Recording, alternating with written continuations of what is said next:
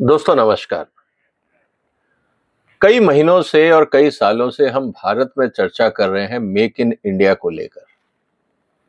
और अक्सर जब हम आपस में बैठे होते हैं या इंडस्ट्री की मीटिंग्स में बैठे होते हैं, तो वहां पे अक्सर ये आता है कि हिंदुस्तान का जो कंज्यूमर है, उसको इंपोर्टेड प्रोडक्ट्स, चाइनीज प्रोडक्ट्स की जगह भारत की कंपनियों के प्रोडक्ट खरीदने चाहिए। इमोशनली ये बात बहुत अच्छी लगती है दोस्तों, लेकिन कंज्यूमर अगर मेक इन इंडिया प्रोडक्ट खरीदना भी चाहता है, तो इस बात की क्या गारंटी है कि उसमें मिलावट नहीं है? इस बात की क्या गारंटी है कि जो उस पे लेबल पे क्लेम दिए गए हैं, परफॉर्मेंस क्लेम दिए गए हैं, वो सही है? इस बात की क्या गारंटी है कि जो क्वालिटी कही जा रही है वही मिलेगी?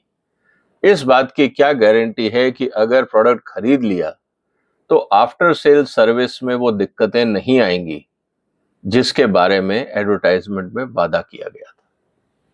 कंज्यूमर तो भरोसा करने को तैयार है।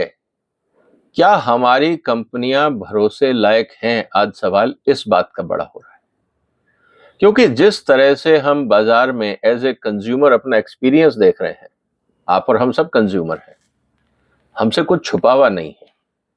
और जिस तरह से एडवर्टाइजमेंट में गलत क्लेम हो रहे हैं, एग्जेजरेटेड क्लेम हो रहे हैं, गारंटी वारंटी की जब बात आती है तो कंपनियां भाग जाती हैं, यहां तक कि जो उनके लेजिटिमेट कमिटमेंट्स हैं वो भी उसको पूरा नहीं करती।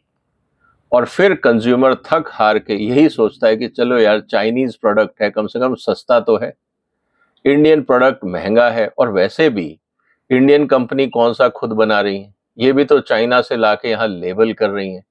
ये बातें आज दुकानों में आम है। आप किसी भी दुकानदार से पूछिए कि सर, ये जो प्रोडक्ट आप बता रहे हो, ये मेक इन इंडिया, ये इंडिया का है? वो कहता है नहीं जी, सब कंपनियां बाहर से लाती हैं, लेबल लगाती हैं और बेचती हैं। अब सवाल इस बात का है कि कंज्यूमर को कौन भरोसा दिलाएगा कि मेक इन इंडिया का मतलब वर्ल्ड क्लास क्वालिटी? ये बात आज सबसे बड़ा मूल सवाल है। सिर्फ हम मेक इन इंडिया की बात नहीं कर रहे हैं। हर देश ये चाहता है कि उसकी जो व्यापारिक स्थिति है या आर्थिक स्थिति है, वो अंतरराष्ट्रीय बाजार पे कम से कम निर्भर हो, उसके अपने यहाँ पे इन्वेस्टमेंट आए, रोजगार मिले, अच्छी क्वालिटी का माल मिले, और लोग उसी प्रोडक्ट को अपने यहाँ पे कंज्यूम करें और खरीदें। ये रिक्वायरमेंट हर देश की हमेशा रहती है। लेकिन अगर कंज्यूमर हाथ आगे बढ़ाता है, तो क्या कंपनियां इस बात का दावा कर सकती हैं कि जो वो कमिटमेंट कर रहे हैं, जो वो क्वालिटी की बात कर रहे हैं, जो वो प्राइस की बात कर रहे हैं, उसमें कंज्यूमर के साथ चीटिंग नहीं होगी, धोखाधड़ी नहीं होगी, और जो कहा जाएगा वही मिलेगा? आज जो सबसे बड़ी चुनौती है भारत के कंज्यूमर्स और भारत के मैन्युफैक्चरर्स के बीच में, वो है crisis of confidence. There is a serious trust deficit. तो इसीलिए कंज्यूमर फिर कहता है चलो कोई बात नहीं, चाइनीज माल है, पता तो है ना कि सस्ता है, पता है कि कम चलेगा, बदल लेंगे। हमें जब भरोसा ही नहीं है तो हम ज्यादा पैसा किस बात को दें?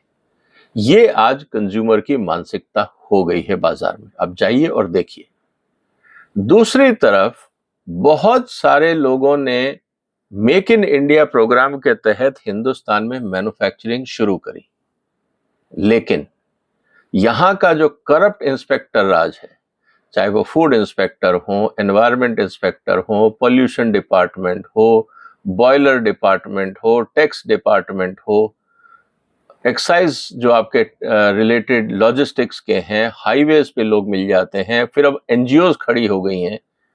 हर तरह के लोग सिर्फ रेंट सीकिंग में भरोसा रखते हैं। बहुत सारे मैन्युफैक्चरर्स मुझे मिले जिन्होंने साफ साफ ये कह दिया कि सर, हमने मेक इन इंडिया में शुरू किया था प्रोग्राम, लेकिन हम इतने दुखी हो गए, हमने वो दुकानें वापस, फैक्ट्रियां जो लगाई थी, बंद कर दी।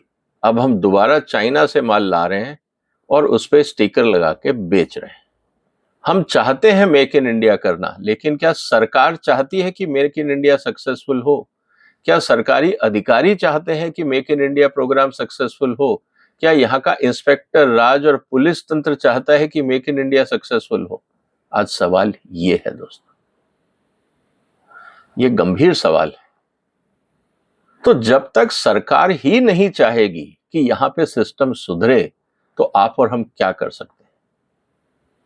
इसीलिए हमें यह जानना जरूरी है कि जब चाइना अपने यहां पे इकोनॉमिक डेवलपमेंट कर रहा है तो उन्होंने कौन से काम करने शुरू किए, और इसीलिए हमें इसको समझना जरूरी है। क्योंकि कभी कभी हमें लगता है कि हमें सब आता है, लेकिन जो लोग हमसे आगे हैं, हमसे ज्यादा सक्सेसफुल हैं, उनसे हमें सीखना भी जरूरी है। इसीलिए ये जो मैंने सीरीज शुरू करी है, डिलीट अमेरिका, ये एक बहुत बड़ी चुनौती है। क्या भारत ये चैलेंज एक्सेप्ट कर सकता है कि हमारी कंपनियां विदेशी सामानों पे निर्भर नहीं रहेंगी? आप डिफेंस के टेंडर देख लीजिए, कंपनियां विदेश से मशीनें लाती हैं, क्रिटिकल कंपोनेंट लाती हैं, यहां फैब्रिकेशन करती हैं, उस पर मेक इन इंडिया लगा देती हैं। जो क्रिटिकल R&D प्रोडक्ट है वो विदेशी है, सिर्फ ऊपर का जो डब्बा है वो देशी है। ऐसे बहुत सारे प्रोडक्ट हैं। DRDO और मिनिस्ट्री ऑफ डिफेंस चाहती है कि इंडिजनाइजेशन हो, लेकिन हमारे यहां पे हम कॉर्नर कटिंग में एक्सपर्ट हैं। हम कहते हैं ऊपर के डब्बे पे मेक इन इंडिया है, हमने एक फैब्रिकेशन शॉप लगा ली है, बाहर के कंपोनेंट्स हम लाएंगे, फिट यहां करेंगे, असेंबली यहां करेंगे और आपको थमा देंगे as a make in India. मुझे लगता है भारत सरकार को अपने मेक इन इंडिया के पैरामीटर भी बदलने होंगे और शायद हमें चाइना से सीखना होगा। आगे बढ़ने से पहले दोस्तों, ये जरूरी है कि आप इस वीडियो को शेयर करिए, इस चैनल को सब्सक्राइब करिए, क्योंकि अब जो मैं आपसे चर्चा करने वाला हूं वो मैं डिस्कस करने वाला हूं कि चाइना ने क्या नीति अपनाई, जिसके कारण वो आज अमेरिका को, यूरोप को टक्कर दे रहे हैं। और उनकी स्टेटेड पॉलिसी, हमारे पास ऐसी कोई पॉलिसी नहीं है, लेकिन उन्होंने बकायदा टाइमलाइन के साथ पॉलिसी लिखी है कि हमको क्या करना है, और उसके लिए उन्होंने अपनी कंपनियों को बहुत क्लियरली दिशा निर्देश भी दिए हैं। और इसी की चर्चा इस वीडियो में मैं आपसे करने वाला हूं। दोस्तों, जैसा मैंने कहा था पिछले बार भी, जो पार्ट 1 है, आप सारी सीरीज के सारे पार्ट देखिएगा। जो स्टूडेंट्स हैं उनके लिए बहुत इंपॉर्टेंट है, जो कंपनी के मैनेजर्स हैं उनको पता लगेगा कि उनका चैलेंज क्या आने वाला है, और जो कंपनियों के बोर्ड ऑफ डायरेक्टर्स हैं, प्रोमोटर्स हैं, उनको तो मेरी ये सीरीज जरूर देखनी चाहिए, ताकि उनको पता रहे कि उनके लिए चुनौतियां कहां से आने वाली। जो डॉक्यूमेंट 79 है उसका टाइटल है document of the state owned asset supervision and administration commission of the state council. ये एक डिपार्टमेंट है चाइना में। उसने डॉक्यूमेंट नंबर 79 2022 में रिलीज किया था, और उसका टाइटल क्या है? Notice on the initiative to launch value creation benchmarking. Value creation benchmarking, इस वर्ड को ध्यान से सुनिएगा, benchmarking against world class enterprises. ये नहीं कि पिछले साल हमने कुछ किया था, उसमें 2% 1% सुधार करके हमने एक नया बीज लॉन्च कर दिया। हम अपने शाबाशी के लिए, अपनी प्रमोशंस के लिए हम छोटे मोटे ऐसे टुच्चे काम करते रहते हैं। उससे देश का भला हो या ना हो, किसान का भला हो या ना हो, स्मॉल स्केल इंडस्ट्रीज का भला हो ना हो, हमारे एक्सपोर्ट्स बढ़े या ना बढ़े, हम उसकी कोई चिंता नहीं। हमारी प्रमोशन बची रहे, हमारी नौकरी बची रहे, बस एंड प्रोडक्ट हमारा वहां तक आके रुक जाता है, चाहे वो प्राइवेट सेक्टर हो, चाहे वो गवर्नमेंट सेक्टर हो। अपने आसपास आप देख लीजिए, जो मैं बोल रहा हूं बहुतों को बुरा लगेगा, लेकिन सच्चाई दोस्तों यही है। अब इसके लिए जो चाइना ने अपनी कंपनियों को गाइडिंग आइडियोलॉजी दी है, वो मैं आपके सामने रख रहा हूं। We must be guided by Jinping's thought on socialism with Chinese character for a new era. हम बात करते हैं ना मेक इन इंडिया, भारतीयता, इसी तरह से चाइनीज कैरेक्टर की भी वो बात करते हैं कि चाइनीज सोच के साथ हमें आगे बढ़ना है। हम बात करते हैं डेमोक्रेसी की, वो बात करते हैं सोशलिज्म की, वो बात करते हैं चाइनीज कॉन्सेप्ट की, हम बात करते हैं भारतीयता की। कोई बुराई नहीं है। और हम बात करते हैं नई दुनिया की, वो भी बात करते हैं नई दुनिया की। तो अब चुनौती क्या है कि चाइनीज कॉन्सेप्ट आगे बढ़ेगा या भारतीय सोच आगे बढ़ेगी दुनिया में? अब ये चैलेंज हमारे सामने है। We firmly rooted in a new stage of development, completely, accurately and comprehensively carry out the new concept of development, take improving the quality, focus is quality, effectiveness and efficiency of development as the main thread.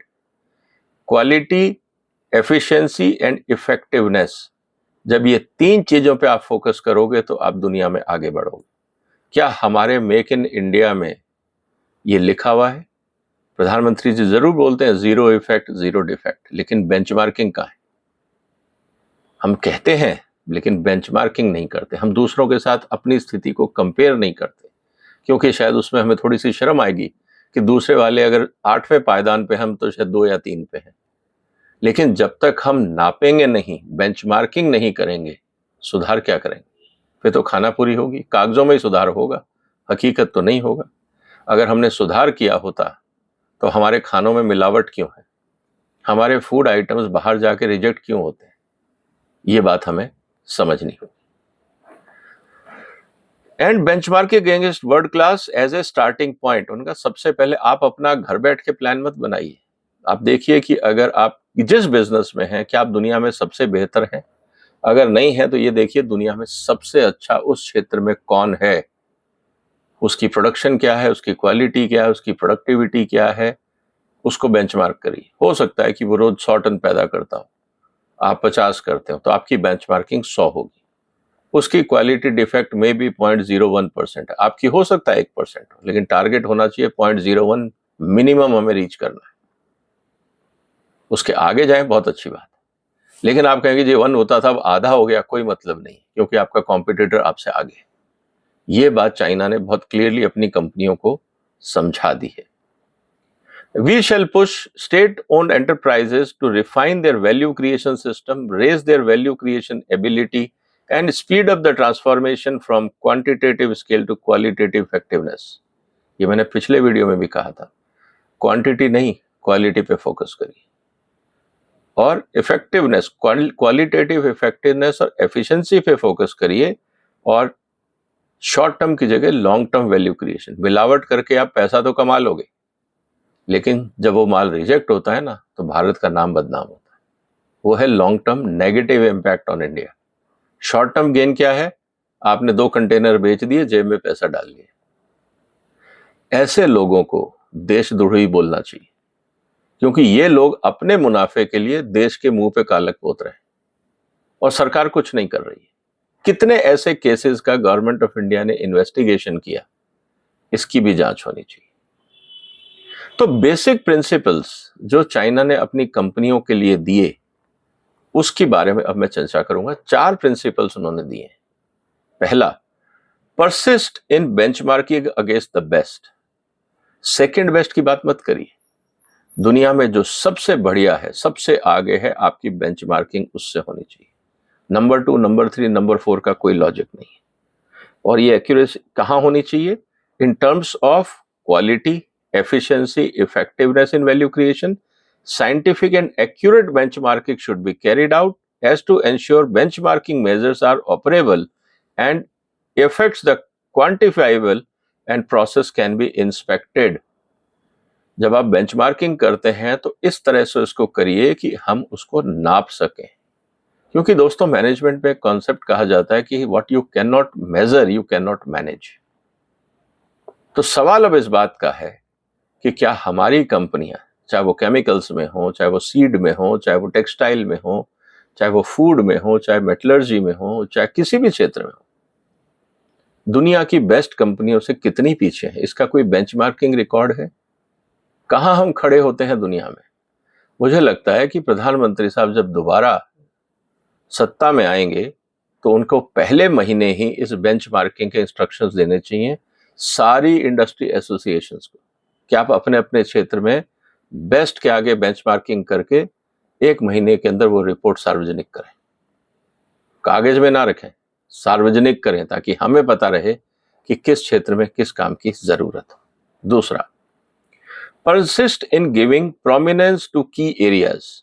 ये नहीं कि आप जो मर्जी उठा के काम शुरू कर दें। देश में रिसोर्सेज सीमित है, संसाधन सीमित है, इसलिए आपको ये देखना पड़ेगा कि आपकी जरूरतें कहाँ हैं। पहली जरूरत फूड सिक्योरिटी, हमारी एग्रीकल्चर प्रोडक्टिविटी, हम कहाँ हैं, हमारे एनर्जी कंजम्पशन जो है इंडस्ट्री में वो कहाँ है, हमारे जो करप्शन लेवल है अप्रूवल्स के वो कहाँ है, हमारे यहाँ पे कितने प्रोडक्ट डिफेक्टिव होते हैं, हमारी लेबोरेटरीज की कंडीशन क्या है, हमारे एक्सपोर्ट्स में रिजेक्शन जो होता है हम उसको कितना कम कर पाए, ये भी टेंजिबल पैरामीटर होना चाहिए। हमारी कंपनियों से जो पोल्यूशन निकलता है उनका स्टेटस क्या है। मुझे लगता है कि जब तक हम इन चीजों को मेजरेबल सिचुएशन में नहीं लाएंगे, सुधार मुश्किल होगा। Persist in being problem oriented. हमारे यहाँ जितनी R&D होती है, वो चाहे वो इंस्टीट्यूट्स और यूनिवर्सिटीज में हो, वो फैकल्टी के दिमाग में जो फितूर होता है वही रिसर्च बन जाता है। समाज की समस्याओं को फोकस करिए, इंडस्ट्री की समस्याओं को फोकस करके रिसर्च करिए, ना कि आपके मन में जो आया आपने रिसर्च कर दी। तो जब तक हम प्रॉब्लम ओरिएंटेड नहीं होंगे, समाज की समस्याएं वहीं की वहीं रहेंगी और हम टाइम और पैसा समाज का वेस्ट कर देंगे। आउटकम हमें कोई नहीं पूछेगा। हर आदमी सुबह 9 से 5 ऑफिस जाएगा, लेकिन आउटकम जो आएगा उसको लेने वाला, पूछने वाला कोई नहीं होगा। तो कम से कम ये गलतियां हम ना करें। और चाइना ने साफ साफ कहा है कि deeply analyse the factors constraining value creation to pinpoint shortcomings and weaknesses. क्यों नहीं हम काम कर पा रहे, हम प्रॉब्लम ओरिएंटेड क्यों नहीं हो रहे, इसको भी स्टडी करना जरूरी है। And that has to be a value creation goals and non specific factors of production. Unsound system, imperfect mechanism, unimpressive capability should be solved through benchmarking and unproductivity. कुल मिला के अगर आपके यहाँ लोग काम नहीं कर रहे, सिस्टम काम नहीं कर रहा, आपकी पॉलिसीज प्रॉब्लम कर रही है, तो बदलिए ना। पुराने डिफेक्टिव चीजों को लेके बैठे क्यों हैं? चाइना ने यही अपनी इंडस्ट्रीज को बोला है। और चौथा और सबसे इंपॉर्टेंट पॉइंट है परसिस्ट इन differentiated policy implementation. One shoe fit all की नहीं, हमारी तो पॉलिसी है। अरे भाई, जब वो पॉलिसी नहीं चलती, उसका फायदा नहीं होता, पॉलिसी बदलो ना। जब संविधान बदल सकते हो तो पॉलिसी नहीं बदल सकते। चाइना ने इस बात को समझा कि सरकारी बाबू ये कहेगा मेरी तो पॉलिसी में लिखा हुआ है इसलिए मैं अप्रूवल नहीं देता। अगर वो पॉलिसी तुम्हारे काम की नहीं है, वो मान लीजिए कि एक दूसरे सेक्टर के लिए यूजफुल है, एक और सेक्टर के लिए वो हार्मफुल है, तो उस पॉलिसी को वहां क्यों लगा रहे हो? जूनियर एजुकेशन या मिडिल क्लास की जो अप्रूवल पॉलिसी है स्कूल्स की, क्या वही पॉलिसी आपकी हाई स्कूल में होनी चाहिए? क्या वही हायर सेकेंडरी में होनी चाहिए? क्या वही कॉलेज और यूनिवर्सिटीज में होनी चाहिए? क्यों जरूरी है कि हम पुराने दकियानूसी रास्तों को ही अपनाते रहें? हर सेक्टर में अब तो आईटी का जमाना है, you can do customisation. IT की ताकत यही है। तो हम हर यूनिवर्सिटीज को ये फ्रीडम क्यों नहीं देते कि आप अपनी पॉलिसी जो चाहे बनाओ, लेकिन हमें रिजल्ट चाहिए। आप हमें टारगेट दीजिए, बेंचमार्किंग दीजिए, और जो पॉलिसी चेंज कर रहे हैं वो रिटर्न में दीजिए, और उसका आउटकम क्या होगा वो हमें बताइए। और आपने जो आउटकम दिया है, एस्टिमेटेड आउटकम, उसके अगेंस्ट एक्चुअल आउटकम को मेजर किया जाएगा। और अगर नहीं होगा तो फिर सरकार अपना डंडा चलाए दे। लेकिन अगर लोग काम करना चाहते हैं, आगे बढ़ना चाहते हैं, तो उसमें सरकार क्यों टांग रहा है? ये भी अपने आप में एक सोचने की बात है। The value creation initiative should be launched in accordance with the policy implementation differentiated by the enterprises and policy implementation differentiated by industry. मान लीजिए कि स्टील के लिए एक पॉलिसी है, तो कॉपर के लिए क्या वही पॉलिसी जरूरी? क्या माइनिंग पॉलिसी जो स्टील की है वही कॉपर की होनी चाहिए, वही जिंक की होनी चाहिए? तो कहने का मतलब यह है कि अगर अलग अलग सेक्टर्स की अलग अलग चुनौतियां हैं, तो पॉलिसी एक क्यों? इस बात को भी हमें समझना होगा। Without engaging in marching in lock step, कि भाई हमें तो यही कहा था, हम तो ऐसा ही चलेंगे, या one size fit all approaches, ये दोनों ही चीजें गलत है। ढाक के तीन पात, मेहनत कर रहे हैं लेकिन रिजल्ट नहीं आ रहा, क्योंकि पॉलिसीज वही की वही है। Thereby effectively launching the relevant and effectiveness of the work. क्या आपकी पॉलिसी रेलेवेंट है, इफेक्टिव है? क्या पॉलिसी की बेंचमार्किंग भी हम कर पाएंगे? आज सवाल इस बात का है दोस्तों। तो चाइना से बहुत कुछ सीखने को है। हमारा वो प्रतिद्वंदी है, हमारे बॉर्डर्स पे हमें तंग करता है, हम मानते हैं, लेकिन अगर वहां कुछ अच्छा है सीखने को, तो हमें सीखना चाहिए। और क्या इस तरह के गाइडिंग प्रिंसिपल्स हमारे पॉलिसी डॉक्यूमेंट्स में हैं? हर मंत्रालय को, मुझे लगता है कि जो भी पॉलिसीज बना रहे हैं, उनके पहले पेज पे या पहले 2 पेजेस पे ये लिखना चाहिए कि उनका ऑब्जेक्टिव क्या है और वो कैसे अचीव करना चाहते हैं, हम कहाँ हैं और कहाँ पहुंचना चाहते हैं, और बेंचमार्किंग हम किससे कर रहे हैं। मुझे लगता है जब तक डिपार्टमेंट ये नहीं करेगा वहां सुधार नहीं होगा, क्योंकि उनको कोई फर्क नहीं पड़ता। वो तो सरकारी बाबू है, रिटायर होकर अगले घर चला जाएगा, पेंशन मिल जाएगी, भुगतना इस देश को पड़ेगा। आपको क्या लगता है दोस्तों, क्या हमें बेंचमार्किंग करना मैंडेटरी कर देना चाहिए? क्या इससे सुधार होगा? आप अपने विचार कमेंट बॉक्स में लिखिए। इस वीडियो को शेयर करिए, इस चैनल को सब्सक्राइब करिए। फिर मुलाकात होगी, तब तक ध्यान रखिएगा। फिलहाल वंदे मातरम।